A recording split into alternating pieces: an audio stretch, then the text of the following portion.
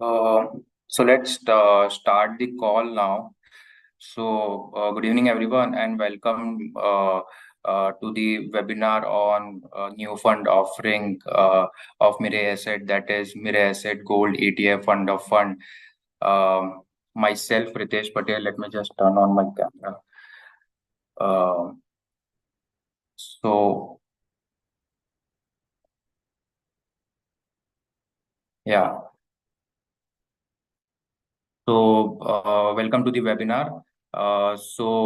In this webinar, I'll be covering on the outlook on gold, why we are launching this fund now when there's gold prices are already at higher levels. What are the multiple factors which are driving the gold prices? Then we'll move on to the performance of gold in different years. Then I'll give you some details about the NFO which is going on, and we'll end up the call with the Q&A sessions. So I'll quickly share my screen and start the presentation.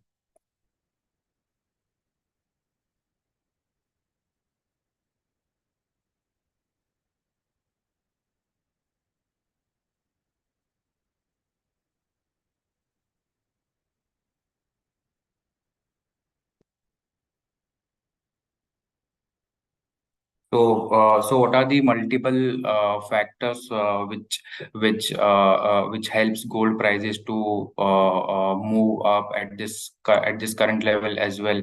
So these are the multiple factors which in the primary one is the recent one, that is U.S. Federal Reserve's interest rate decision.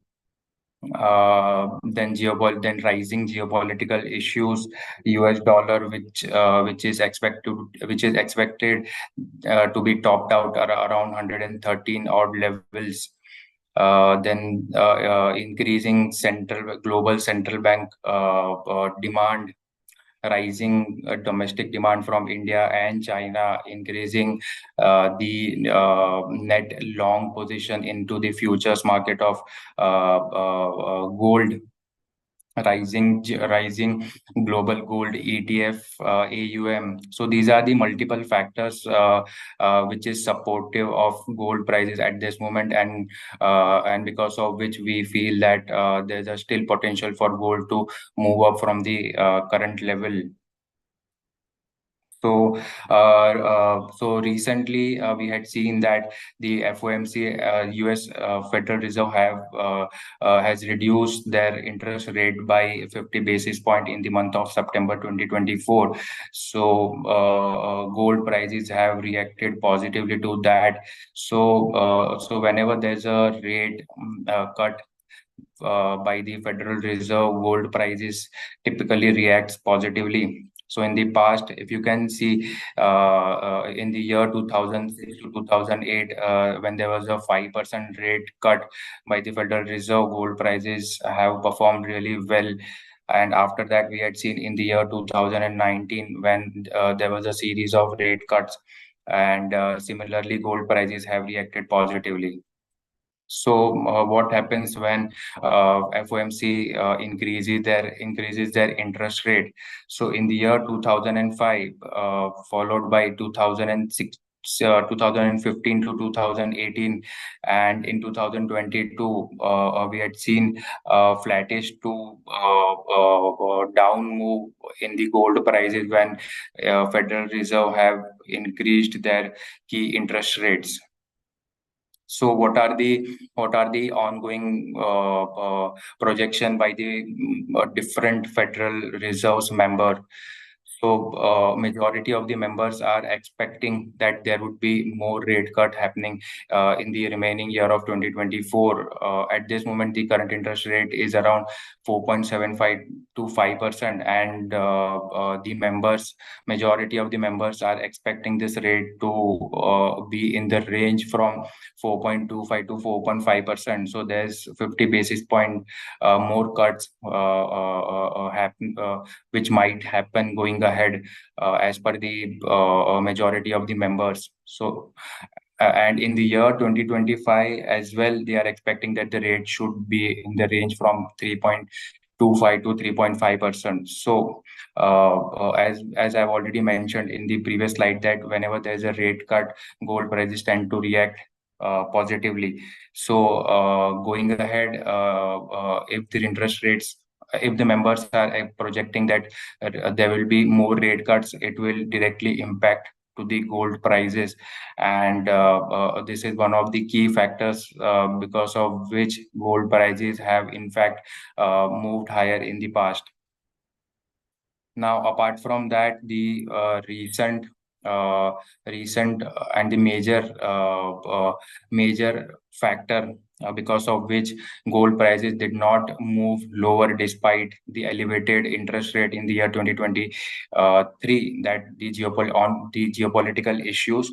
So this GPR index helps to indicate whenever there is a high geopolitical issues are going, this index moves higher.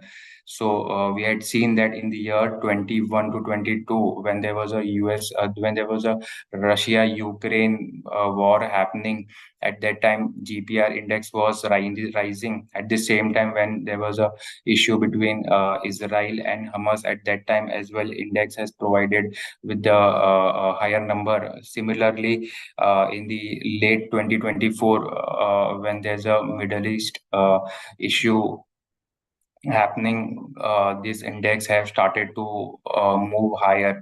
So gold has performed well whenever there's a some rising geopolitical tension between different nations. So these are the two key factors which indicates that there's still potential left for gold to move higher. Now, if you can look at the graph where we have tried to show that in the year 2022, dollar index have seemed to be topped out around 113, 14 odd levels, and at the same time, gold prices have made a low around 1600 levels. From there, gold prices have started rising, and currently it is around their lifetime high levels, while dollar index have gone down to close to 100 odd levels. So this shows the inverse relationship between the dollar index and the gold prices. So we believe that going ahead, if the dollar index moves below 100, there's a high potential of gold prices to move from current levels to somewhere close to over 27, 2800 levels as well. Now, let's see what the different countries' central banks are doing at this moment. In the year 2022 and 2023, they have increased their gold reserve drastically, as we can see from 2010 to 2021. The inflows were somewhere close to around 600 to 500 tons, but in the year 2022 to 2023, this inflow has increased over 1,000 tons.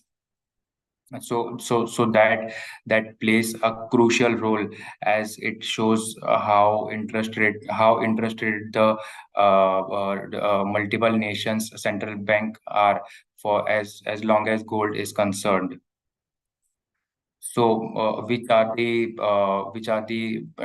nations that contributes the highest amount of gold into their reserve? So, China is leading the table with the highest number of gold reserve adding. They have added almost 400 tons to their reserve in last 5 years, followed by Turkey, Poland, India, and Russia. So this indicates that the majority of the majority of the gold is being added by the emerging market countries. So So from where this demand is coming from? So over 50% of the demand is coming from the jewelry, followed by 30% usage from investment purpose, followed by central bank and technology. So which are the biggest player in jewelry market?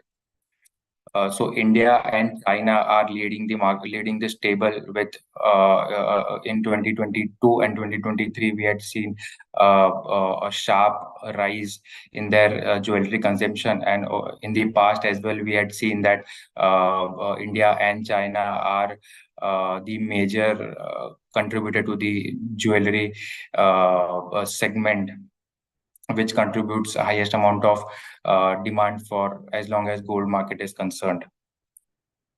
Now, what Chinese central banks are doing? So it seems that Chinese central bank are reducing their U.S. Treasury securities holding and putting that money into the gold reserves.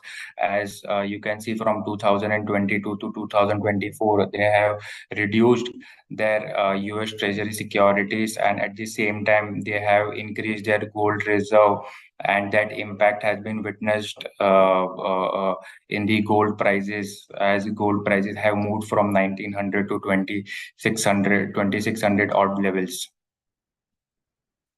So, what India is doing recently in the Union Budget 2024-2025, the government has reduced the custom duty from 15% to 6%. And because of this move, the World Gold Council is expecting that 50 odd tons level increase in the demand especially from India, from jewelry. So this is the major thing which Indian government has done in the union budget in as long as gold is concerned. Now what are the other factors that includes the speculative position by the money managers in the COMEX, or you can say futures market. So as you can see that this number has started to move higher from 23 to current level as well. We had seen that the money managers net long position have increased sharply into the futures market, that is COMEX market. So that shows that the smart money is also getting invested into the gold market, and there's a high potential that because of this, gold prices should move higher. Now, as we can see that in the past, the global gold ETFs have not seen inflows, but from past few quarters, that number has also started to, come positive, and the global gold ETFs are currently the net buyers of the gold market. So, in and all, the signals are indicating that geopolitical issues are there. Chinese numbers are increasing. Dollar is topping out. Then U.S. interest rates are expected to cut their interest rate. Inflow coming in from the different nations in their ETFs holding. So these are the key multiple factors which because of which we feel that going ahead, the future of gold is looking bright. So now let's move on to the factors like the correlation between gold to Nifty 50. So whenever there's a fall into the equity markets, gold tend to protect the portfolio by moving higher, as we have seen that in the year 2008 when there was a global crisis, sovereign debt crisis around in 2010, followed by Brexit in 2016, COVID-19 situation. So there are multiple situations where the equity markets have not performed. In fact, they have given negative returns, while at the same time, gold has acted as a protector of the portfolio and limited the downside of the portfolio by giving positive or flat returns. Now, we had seen in the past that whenever there's a high inflation and the inflation starts moving down, interest rates also starts in a inverse direction. At the same time, gold prices have reacted positively to the to this move. So, this is also one of the key indicator of the gold prices against US CPI. Now, we have already mentioned that there's an inverse relationship between gold and dollar index. We had seen that dollar index have started to move lower after hitting a high of 113 odd levels, and currently it is around 100 odd levels. So, and similarly, at the same time, gold prices have gone up from 1900, 1600 to 2600 at the current levels. Now, as I have mentioned that gold prices have performed well whenever there's some crisis or a war kind of a situation. So in the year 2022, we had seen the negative returns in the S&P 500 index. At the same time, gold prices have managed to limit the downside of the portfolio. Similarly, in the year 2008, when there was a negative 38% returns in the S&P 500 index, gold prices have given positive 3.4% returns. So what is the performance? Now let's move on to that. So I've taken here the domestic price, that is MCX gold spot prices, Nifty 50 index and 10-year GSEC index. So what this data suggests that the MCX gold price return has in line with the Nifty 50 return. At the same time, the volatility, if you compare it with the Nifty 50 index, it is quite low, as you can see here. So what you are getting while adding gold to your portfolio is that similar kind of a return to Nifty 50 index, at the same time reducing the overall portfolio risk. So it has given close to around 18% return in 3 years. 5 years returns are around 15%. 10-year returns are around 11%. Similarly, if you look at the Nifty 50's return in 3 years, Nifty 50 has managed to give 14.5% return, 19% return in 5 years, and in 10 years they have given all close to around 14% return. Now, what are the calendar year performance? So, as you can see, I've highlighted a few years when gold prices have in fact given better returns as compared with the equity index and 10-year GSEC return.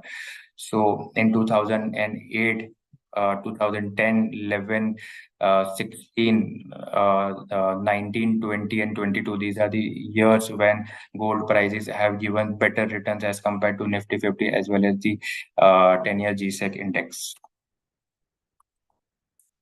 Now, what is the outlook going ahead? So, as I have mentioned, multiple factors like rising geopolitical tensions, U.S. Federal Reserve interest rate cut, inflows in ETF, China, India demand. So these are the multiple factors because of which we expect the gold prices to move higher from these levels as well. So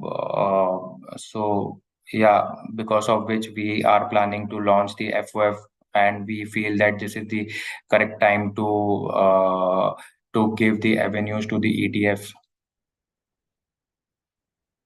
Now let's discuss the scheme details. The NFO has already started. Today is the first day, and that will be and 22nd October will be the last day of the NFO.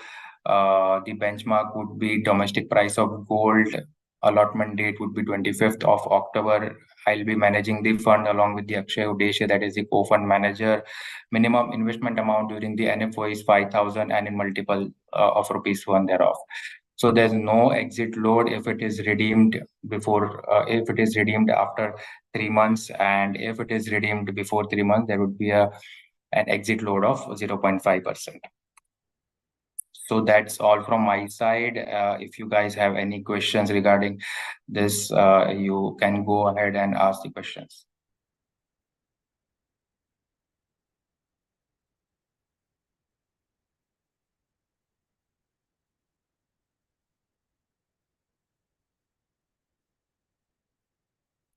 So, so will it be the right time to invest in the gold ETF, FOF, even if I have multi-asset allocation fund? So, see, so you can see that if you already have multi-asset allocation, it would be close to around in multi-asset uh, uh, there's a diversification from equity, debt, and gold, silver. But there are chances that there are other commodities as well in the multi-asset allocator fund. So if you already have a multi-asset allocator fund, I think some part of your portfolio should be invested in the FOF scheme, say 3 to 5% or into specifically into the gold FOF or ETF. Investment horizon and which is better, should we go for SIP? So at this moment, both of them should be advisable. However, if your time horizon is 5 to 10 years, you should definitely go with the SIP thing. And if you are looking for returns for 2 to 3 years, then some part of the investment should be done as a lump sum, while the remaining should be done in the SIP.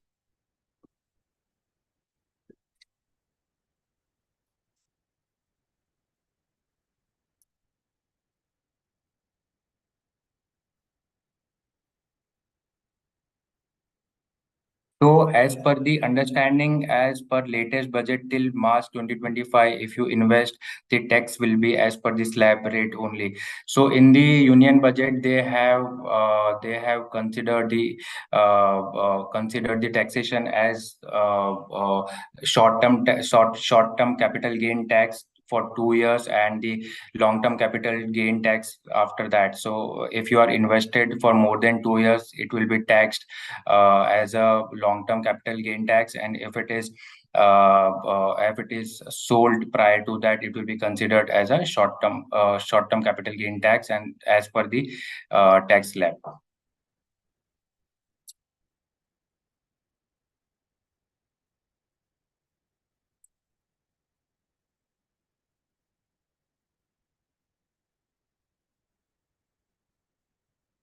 So can you explain the FOF, and is there any difference in the ETF and FOF?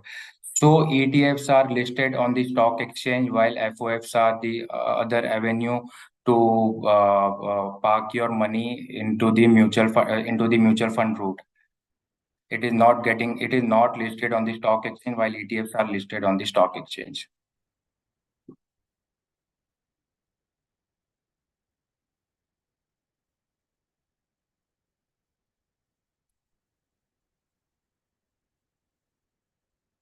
What is the reasonable percentage of gold FOF in my portfolio at the age of 35?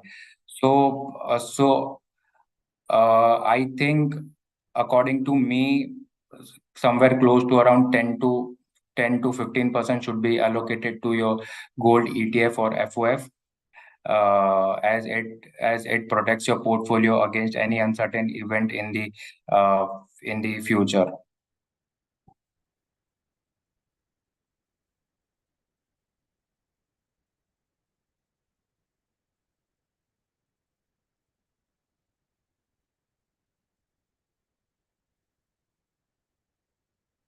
So as I've already mentioned that if your time horizon is over 5 to 10 years, you will be looking out for SIPs. While your time horizon is for 2 to 3 years, you should put some amount of money in lump sum, and while remaining would be the SIP.